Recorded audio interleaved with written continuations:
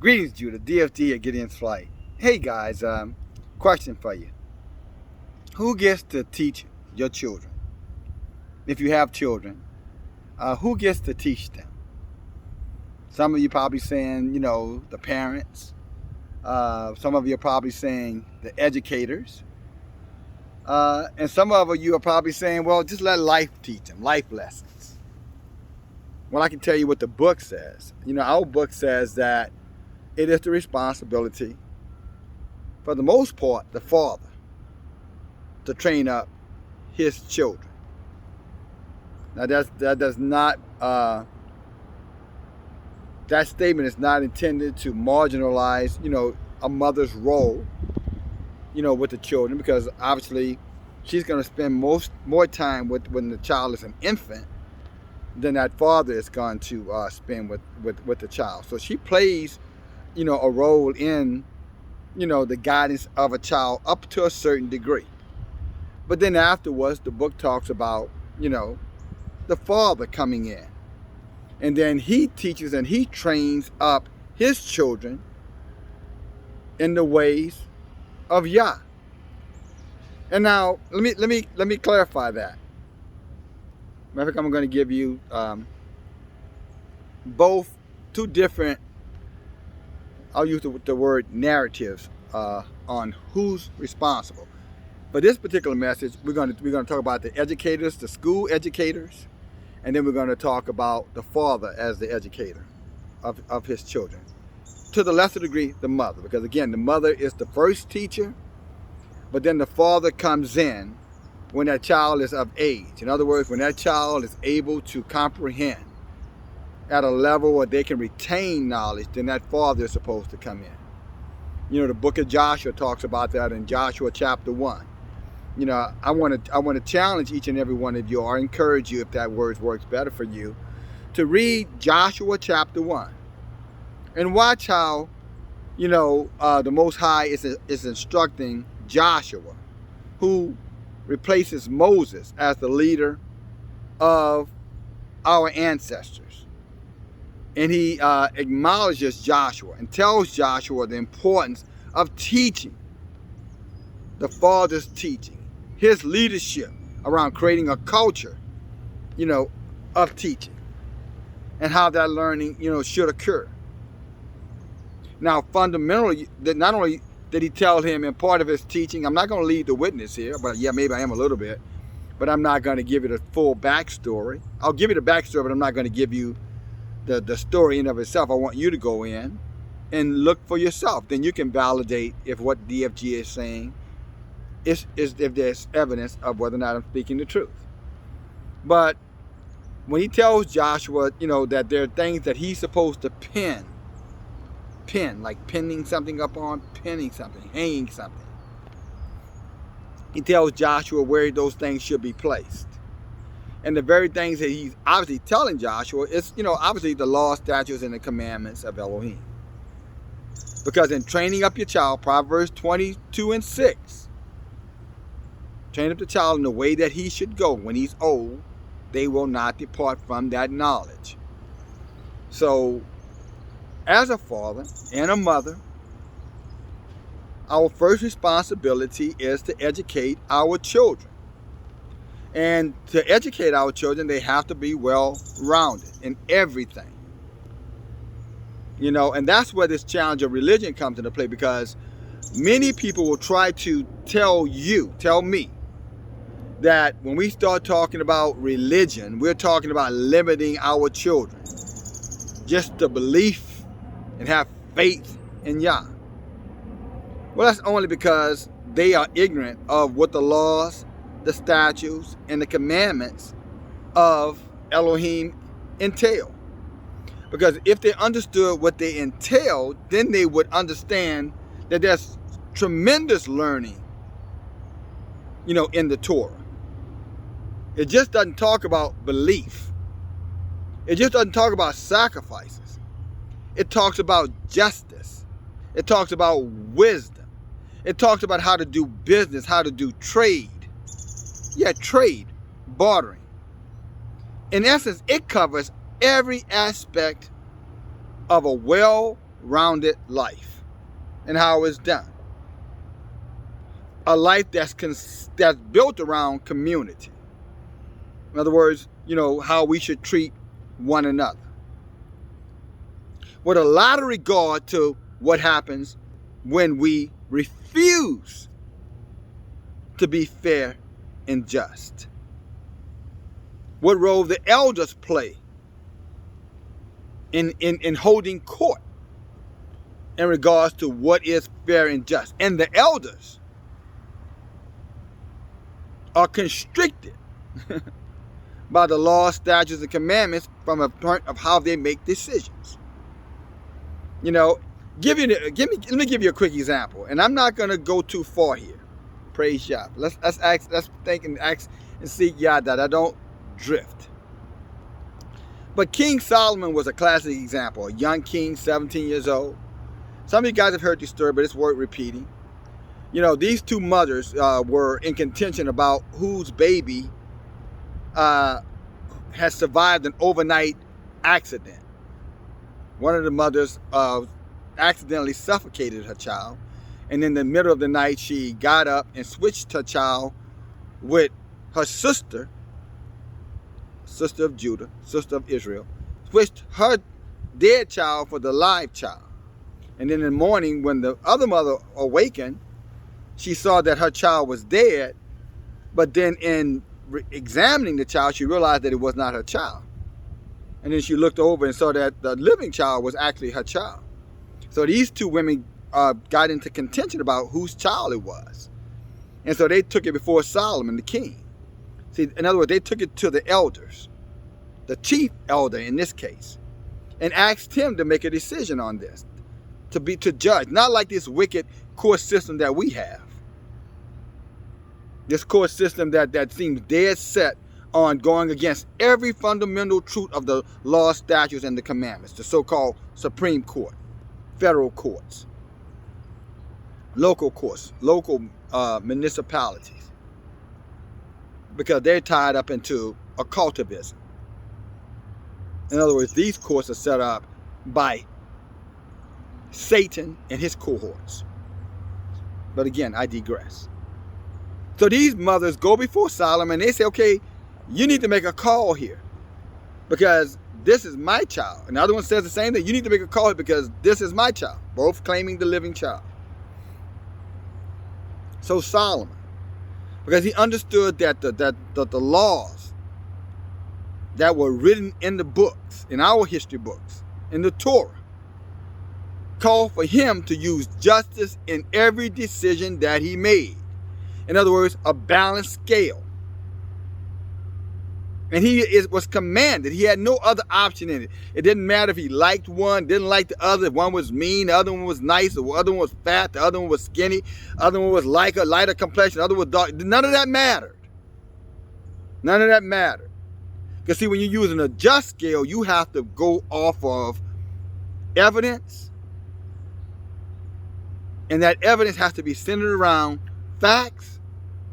And those facts have to be centered around what is truth. And what is truth is centered around what does the law, statutes, and commandments, instruct us to do. So he looked at the two women. He looked at the living child. He said, I'll tell you what. Bring me my sword. He told us to his armor bearer. Bring me my sword. The armor bearer brings him the sword. He says, okay, the way I see it is, there is no witness to vouch for either one of you two ladies, mothers. Because our book says that there have to be a witness to vouch. And our book tells us that every word be established by 2 or 3 witnesses. Brothers, you need to remember that. Sisters, you need to be remembering that. Many of you guys are making your judgment without any counsel. I'm talking about counsel from above. I'm talking about, counsel who have proven that they honor, they respect, and they have knowledge of the Torah. And this wise counsel is where you're supposed to go. You follow me? And that counsel is supposed to go back and say, okay, let me get witnesses. We need witnesses to validate this. I don't care what the crime is. According to our book, there should be witnesses, or at least one witness. These women had no witness. It was only her word against the other person's word. Can you see how complex and how complicated this is going to be for Solomon? Because he doesn't really know which one of these two women are telling him the truth. But his whole reputation, because I guarantee everybody was watching. Everyone was listening. And if he made the incorrect decision, his throne would have been in jeopardy. And not only would his throne be in jeopardy, really, Yah and Yah's guidance, because it was Yah who allowed him to become king. The very instance of the power of Yah would have been called into question. But because Solomon's wisdom had come from Yah, Solomon said, okay, there are no witnesses, so let's use a just scale now. Let's use a balanced scale. So he takes out his sword. He said, I'm going to cut this baby in half. I'm going to give the left half to you, Mom, and I'm going to give the right half to you, Mom. And then that way, both of you guys, have a part of the child, and court is adjourned. Well, the mother of the child, the true mother of the child, objected to that. She said, no way, no, we're not having it. No way, no. Give her the child. Give it. That's okay. Nope. What is the term when someone have a change of heart, at a trial? Whatever they said, look, I'm going to withdraw. I'm going to withdraw, my claim. I'm going to withdraw, my accusation. And as far as I'm concerned, this you can adjourn this court, Your Honor, because she can have the child. And Yah, through his wisdom, or Solomon through his infinite wisdom from Yah, said, you know what? to the woman who was okay with his decision, he said, no. Woman, you leave this court right now. Give this child to the rightful mother. Because a true mother would never allow her child to be harmed in any kind of way, regardless of the circumstances. So when we start looking at educators, and educators who are getting their information, getting their knowledge from the laws, the statutes, and the commandments of Elohim, now we're talking about judgment at the highest level, wisdom at the highest level, living at the highest level. Okay? Now let's do the other comparison, the other narrative. Let's go back to, okay, if your father and the mother is not going to educate that child, who's left to educate that child? Well, in this system that we're in this captivity we're in, it's the heathens. Even the Gentile heathens, the ones who look like us, heathens. They become the educators. And when they begin to educate your child, they educate your child based off of a state-sanctioned curriculum. In other words, the rulers of darkness sets the curriculum, and then they teach that curriculum to your child, even if it goes against the Most High, Elohim. Even if it goes against the Most High, they could care less. They don't care about that. They tell you there's a separation between church and state and school and religion, which is a lie. They're both interconnected. How can there be a separation when these entities are all operating off of government subsidies? The government pays off these churches. The government's paying, for this public education, your children, to some degree even the private education. So how is it a separation between the two? That's another lie that's told to seduce you into believing that your child is going to get an unbiased education from the educators. These educators are given degrees. They go through a ceremony. They make a pledge to teach whatever curriculum that the government says they are to teach. Therefore, what you have right now in these school systems a clear example of one of these things is the teaching that,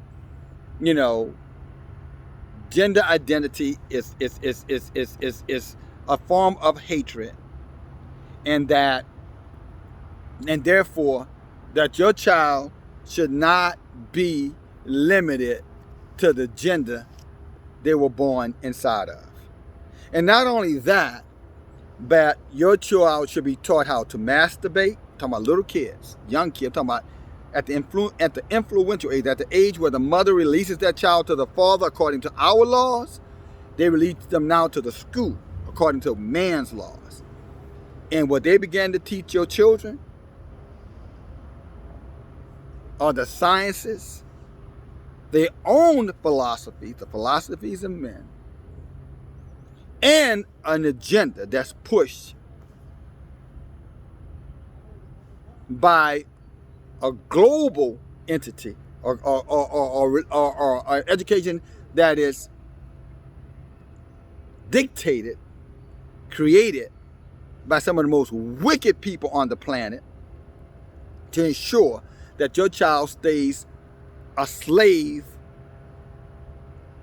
to their industries, to ensure that they are continually enriched, even if that means that they find ways to depopulate and cause your children to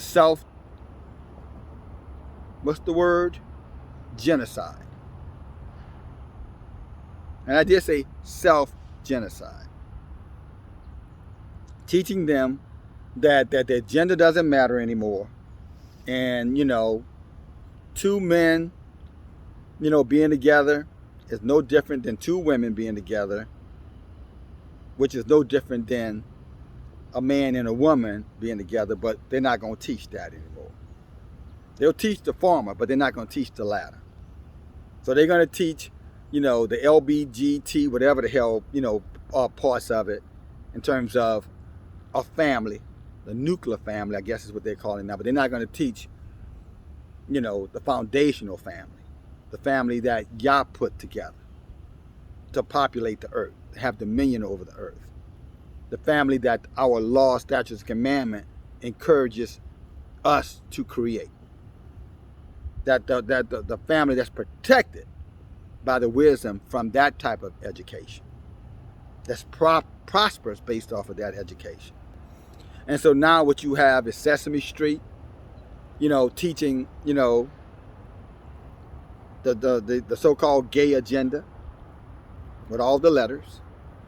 You have now the governor of California saying that he's going to have travel bans for anybody who works for the government, that the government will not finance any business trips, governmental trips in any states where the laws does not embrace every law that's on the books that encourages homosexuality. Of course, they're lying and telling you that these laws are discriminatory laws. It's interesting that when they were practicing discrimination against our people, you could fly anywhere around this damn country and nobody had a problem where you went. Nobody gave a damn if they had segregated toilets, segregated water fountains, segregated hotels, segregated school systems, segregated every damn thing. There were no laws, no state governors anywhere, north, south, east, or west, who had put bans on their citizens or government workers, saying that if they could not go, they would never finance going to any of these states because these states were practicing racial segregation.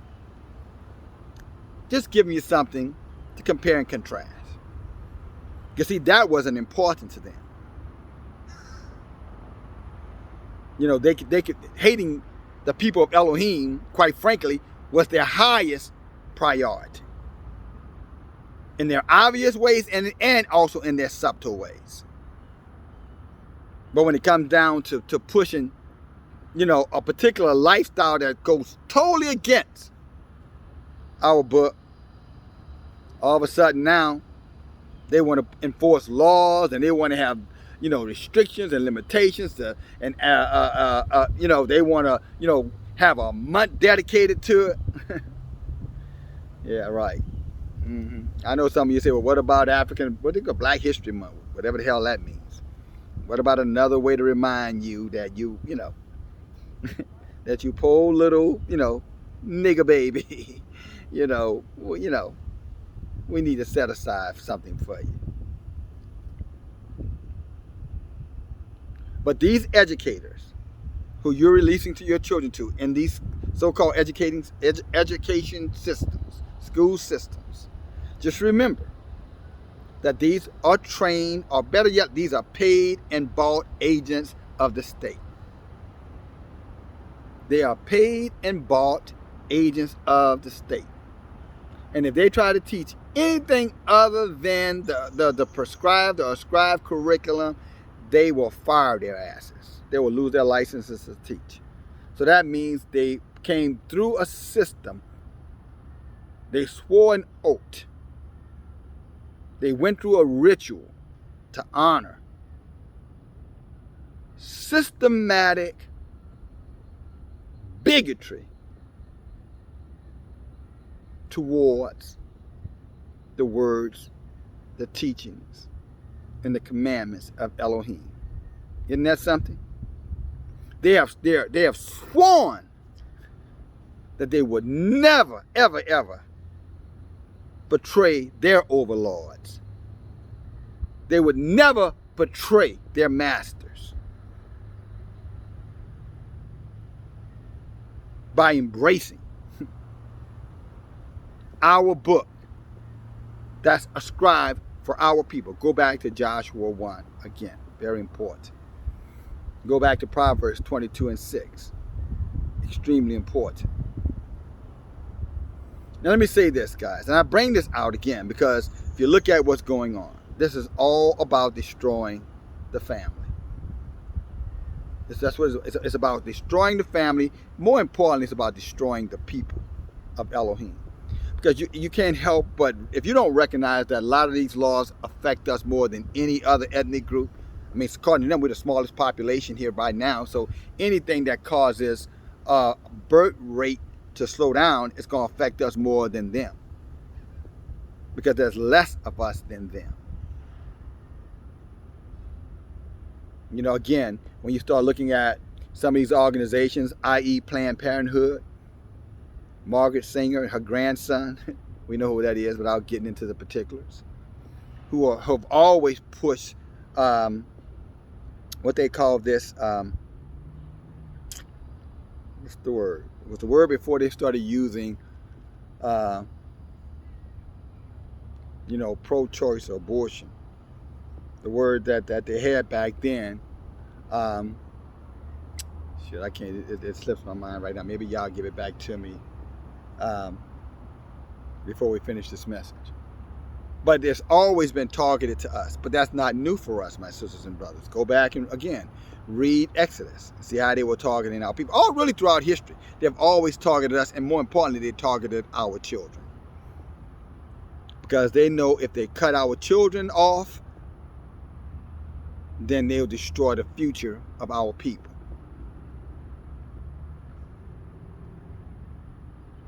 So when you start looking at who should be teaching your children, who should be educating your children,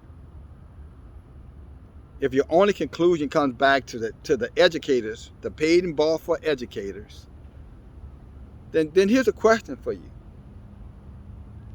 After reading, after arithmetic, what other purpose do they serve for our children?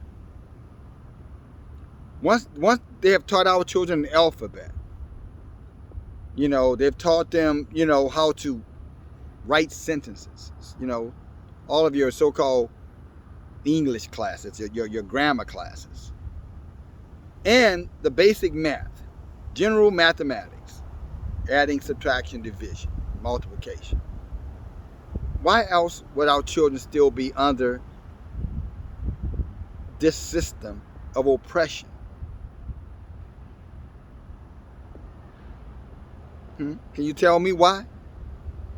Is it because many of us are just so lazy that we just don't want to take out the time to set up curriculum for our children, to make sure that curriculum lines up with what's in the best interest of our nation, our community? When I say nation, I'm talking about Israel. Or is it because, many of our people, have been seduced into believing that your child in the hands of his enemy plays a more of a role in what's going to happen to that child than your child being in the arms of two loving parents or relatives or a community of people who understand their purpose and they line their purpose up with the book. They know that Elohim, Yeshua, the Creator, judges everything, small or great. And therefore, they don't take chances with their babies. They don't leave their babies in the hands of heathens who, if your son or daughter can't be controlled, they're going to give them Ritalin. They're going to get them on drugs, mind-altering drugs, so that when they become older, they become seduced by these drugs and then demon-possessed by these drugs. So that these demons now take over their bodies and have them wandering around like zombies with no sense of purpose and no sense of direction. And even when you bring forward the truth, that Yah can protect them and restore them, they don't want that truth. They want a handout. They just rather carry a sign on a corner and beg, or ride around, with their friends and rob and steal. In other words, embrace wickedness at the highest degrees, selling their souls because you wouldn't own up as a parent and obey the basic commandments of Elohim. Train up your children in the way that they should go. What that simply means, you're training up your children in the ways of Elohim, the Creator, the Deliverer, the Demon Destroyer. How about that? The Devil Cast Outer. Praise Yah. Let me show you something here. That message was twofold. See that? See that? He was standing right there.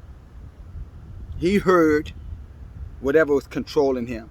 Demon-possessed brother, unfortunately. Lost. And like all demons, when they hear that word, what do? Flee. The book tells us at the name of Elohim, demons will flee. And he ran away. He didn't come and take a seat. But see, that's the power of the Rahuk in you, my sisters and my brothers.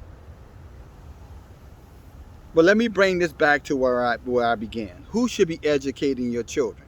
And do you want your children to be educated by monsters?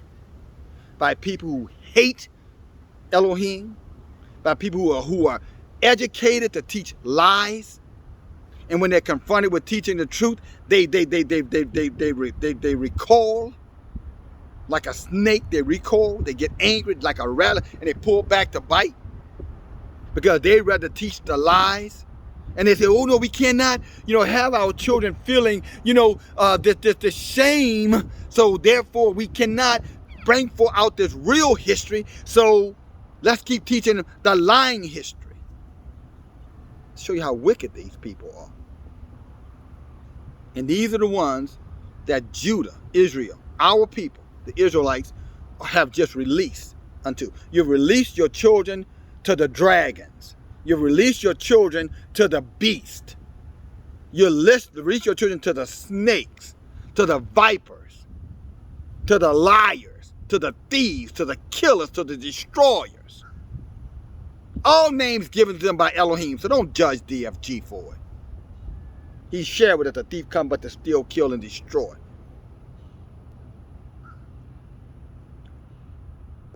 When you make that decision not to fulfill your responsibility, to train up your child, to have the laws, statutes, and commandments of Elohim posted all over your home, everywhere your child looks, he should see a reminder of who he is and who Elohim is, who she is and who Elohim is. Everywhere she looks, you should constantly be whispering in her ear as a baby. Elohim, Yeshua, Yahuwah, the laws, the statutes, the commandments. Thou shalt not, thou shalt love, thou shalt honor, thou shalt be just, thou shalt build, thou shalt not destroy, thou shalt refrain, thou shalt embrace the truth. Embrace. See, guys, sisters, brothers, this is what the book says for us. The book is written plain and clear for us. In these last and evil days, the truth is going to be squashed. I'm telling you. The truth is going to be killed. The truth has a contract out on it.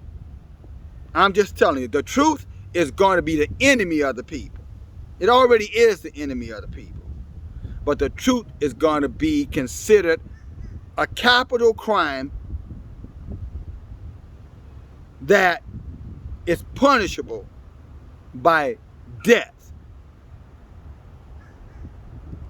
So all of you out here who love the truth, just understand what's coming. But all of you who hate the truth, just understand. We may die for the truth, one death, and then live. But you're going to die two deaths. You're going to die in its physical, and then you're going to die again when Elohim says, depart from me, you worker of iniquity. I never knew you. Now go into that lake of fire that I have prepared for Satan and his angels. And there you will remain for eternity. For your hatred of the truth. And the truth tell us. So my brothers and my sisters, I'm going to leave this message right here. Do you want these people who want to push all these abominations onto your children at a time where they're most vulnerable? That's why they do catching them at 3 years old and 4 years old and 5, 6, 7, 8, because those are the most impressionable years. By the years of a child, a child turns about 7, 8, that child starts to develop their own opinions, their own thoughts, their own mindset based off of what was poured into them up until that age. Hell, it may not be a bad idea. Don't let your child start school till he's 10 years old. How about that? After you're finished with him. Then when your child turns 10, then you send them to their, if you gotta send them, you send them at 10 years old. Because by then they already know your ways and what you put into them, and not the ways of these heathens that's put into them to make them hate and curse Elohim, and ultimately curse you too, I might add. Mothers and fathers. Just so you know. So that's all I have for you right now. Maybe you're listening, maybe you're not. But as our book said, let him who has ears to hear what the Rahuk is saying to the church or to the body of believers. Maybe that's you. I pray it is. DFG, talk to you later.